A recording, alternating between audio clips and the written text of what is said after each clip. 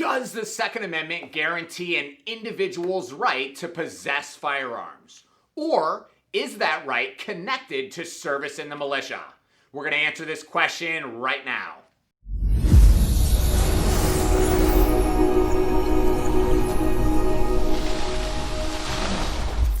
What's up, guys? Ryan here with Carey University. If you're brand new to the channel, consider subscribing. We talk about guns, concealed carry, the Second Amendment, and everything you need to know to keep you and your family members safe. One of the most common objections that gun grabbers will use is they will say that the Second Amendment only applies to individuals who are currently serving in the militia, which they believe is the National Guard. Well, according to the U.S. Supreme Court in the Heller versus D.C. decision, this is not correct. Now you guys can find out more about this topic and read it word for word if you pick up a copy of my book, Florida Concealed Carry Law.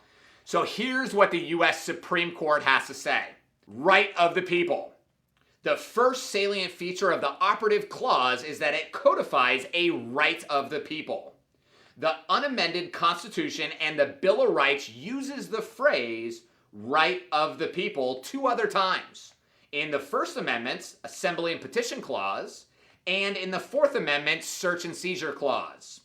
The Ninth Amendment uses very similar terminology. All three of these instances unambiguously refer to an individual's rights, not collective rights, or rights that must be exercised only through participation in some corporate body. Now, what about the term the people, right? So it says the term unambiguously refers to all members of the political community, not an unspecified subset. So that means all people in America, everyone, has this right to possess and own firearms, not just individuals that are serving in the militia or the military. Next, the U.S. Supreme Court goes on to say, this statement should show you that the founders viewed the right to possess firearms as an individual right that is strengthened by 4 state constitutions created before the U.S. Constitution was ratified. Isn't that amazing? So first was Pennsylvania's Declaration of Rights in 1776. Here's what it said. That the people have a right to bear arms for the defense of themselves and the state.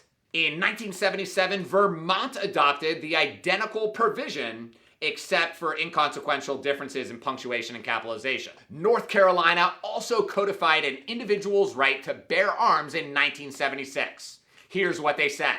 That the people have a right to bear arms for the defense of the state. In 1780, the Massachusetts Constitution had a very similar provision. The people have a right to keep and bear arms for the common defense. Massachusetts obviously forgot about that one because they've turned very anti-gun. So we know now, we're kind of getting the idea that owning and possessing a firearm is an individual's right that is not connected to service in a militia or any type of organized event. But you're probably asking yourself, if owning a firearm is an individual right, why does the Second Amendment say a well-regulated militia? Well, in the next video, you're going to find out. So thanks for watching, guys. Make sure you share this video, give it a big thumbs up, subscribe to the channel, and until next time, stay safe.